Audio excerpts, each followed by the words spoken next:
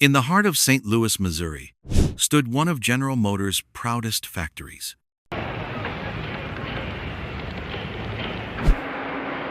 It was the 1950s, the golden age of the American automobile. Here, Chevrolet cars like the 150, 210, and Bel Air were born.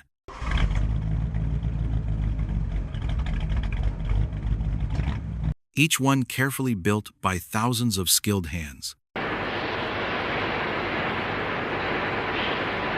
At its peak, the plant produced more than 500 vehicles a day, shaping the roads of America with chrome, steel, and style.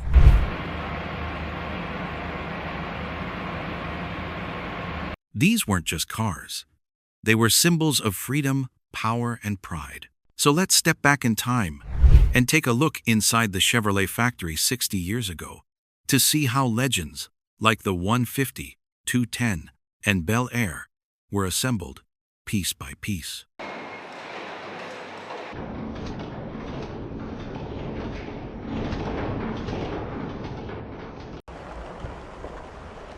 The St. Louis Truck Assembly Plant was a city inside a city.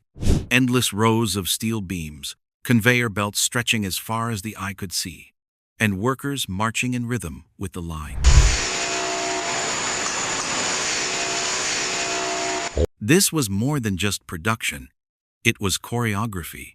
Raw steel sheets arrived daily, carried by trucks, unloaded straight into the press shop.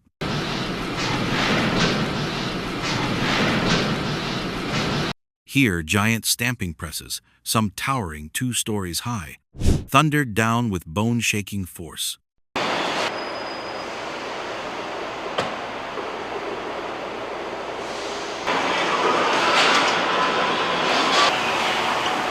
One press for the roof, another for the fender, another for the hood.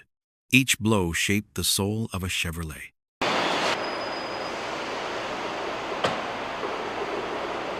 Side panels, doors, and floor pans were cut with surgical precision. Workers moved fast, guiding sheets into machines, checking edges, wiping grease from their hands. Sparks flew as steel sheets were transformed into pieces that would soon become part of America's best-selling cars. But stamping was only the beginning. Next came welding.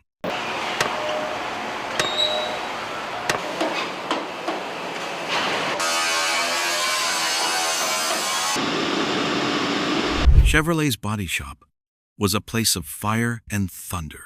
Sparks lit up the air as men with torches and spot welding guns joined panel to panel.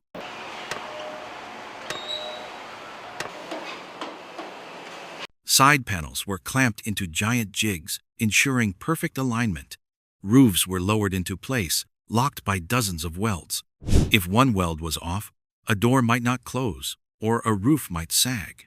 Precision was everything.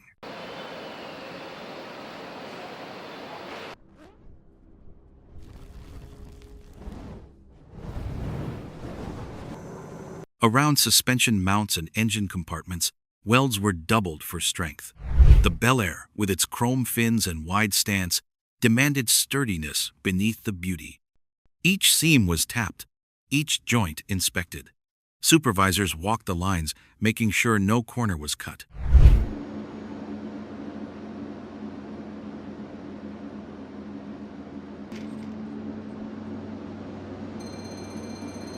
By the end of this stage, a car's body began to take shape.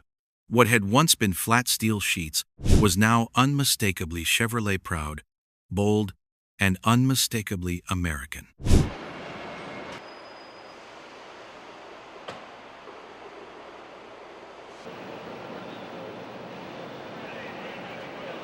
Before the body moved forward, human eyes and hands inspected every inch.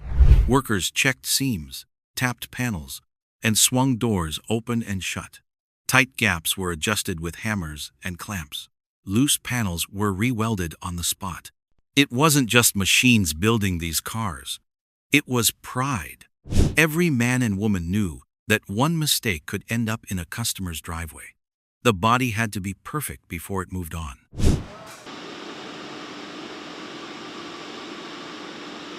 Now comes one of the most magical stages of painting.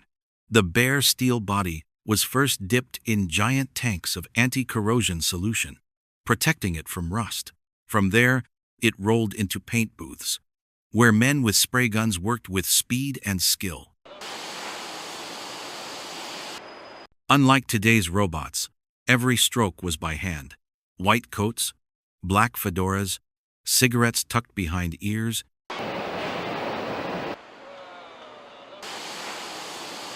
This was 1950s craftsmanship. Bel Airs gleamed in two-tone finishes: turquoise with white roofs, red with ivory, black with silver. Paint drifted in the air, coating not just the cars but the men themselves. Few wore masks, few wore gloves, but the results spoke for themselves. By the end, each body shone under the factory lights, smooth, flawless, ready for chrome.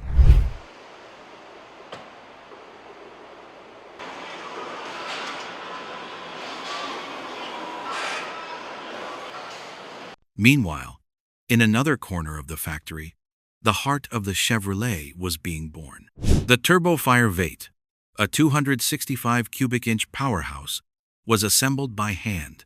Blocks were machined, pistons lowered, crankshafts fitted. Camshafts, lifters, pushrods, 14,000 individual parts came together to create one engine.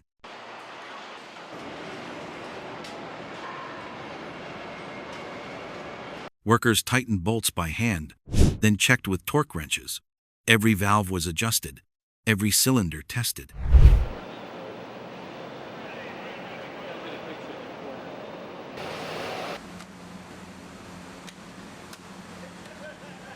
Engines were fired up on test benches, roaring to life for the first time. Flames sometimes spit from exhausts.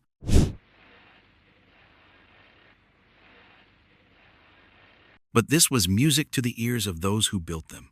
The smell of gasoline and oil filled the air. This was pure American horsepower.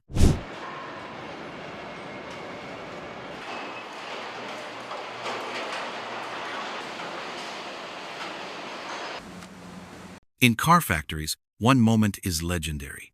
They call it marriage. This was when the painted body was lowered onto the waiting chassis. The frame already fitted with suspension, axles, wheels, and that roaring Vate waited below. Slowly, carefully, the two halves became one.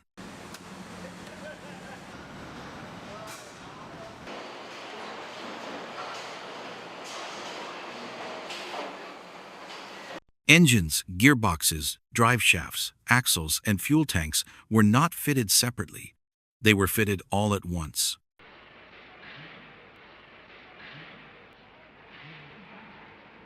In one moment, the Chevrolet became alive.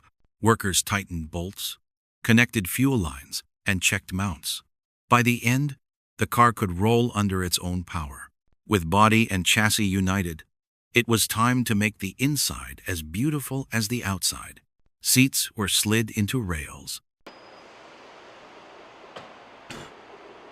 Some folded down to allow access to the engine tunnel.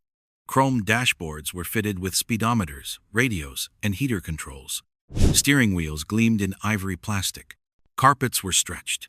Headliners tacked into place. Door panels clipped on. Women made up about 10% of the workforce back then, many assigned to trim and upholstery. Their skilled hands stitched seats, aligned fabrics, and ensured every car left with style. The Bel Air especially was a feast for the eyes-patterned fabrics, polished chrome strips, two-tone interiors. It was a car designed to impress from every angle. Next came the sparkle. Windshields, rear windows, and side glass were fitted with rubber seals. Workers pressed them into place with mallets and cords. Chrome strips were aligned down fenders and doors, polished until they gleamed like jewelry. Wheels and tires were bolted on, steel wheels with bright hubcaps, lug nuts tightened by hand. Doors and hoods were aligned one last time, gaps checked to perfection. By now, the Chevrolet looked complete, but its journey wasn't over.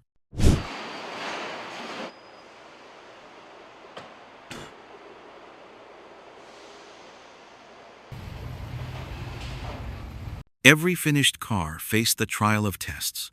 First came the water test. Cars were rolled into booths where heavy showers rained down for minutes. Not a single drop was allowed inside. Then the rolling road test. Cars were strapped to dynos, engines revved, gears shifted, brakes slammed. Workers listened for rattles, vibrations, strange noises. Lights were checked, horns honked, wipers swiped. Every fluid was topped up. Only after passing these trials could a Chevrolet move on.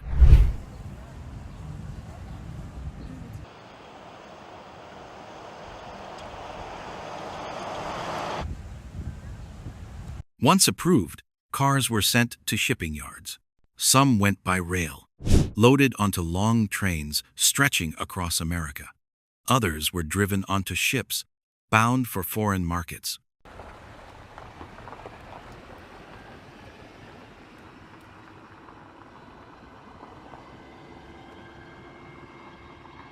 Cars were wrapped in wax paper, batteries disconnected, fluids drained for safety. In dealerships, they would be polished, perfumed, and placed proudly on display floors. Families would come in, fathers in hats, mothers in gloves, children wide-eyed. They weren't just buying cars, they were buying freedom.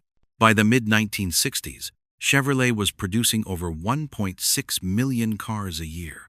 The Impala became the flagship, while the 150, 210, and Bel Air cemented themselves as icons. Workers went on strike, factories closed, models changed, but the memory of those days never faded. The Bel Air, with its tail fins and chrome, the 210, sturdy and stylish, the 150, simple but strong. They weren't just cars, they were symbols. Today, collectors polish them with love, drive them in parades, and keep the memory alive. Each bolt, each weld, each stitch carries the story of America's golden age.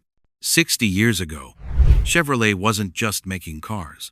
It was building dreams. From raw steel to polished chrome, from factory floor to suburban driveway, these cars carried America forward. The Chevrolet 150, 210, and Bel Air weren't just machines. They were memories of first drives, family trips, and freedom on the open road. And now, decades later, their story still shines.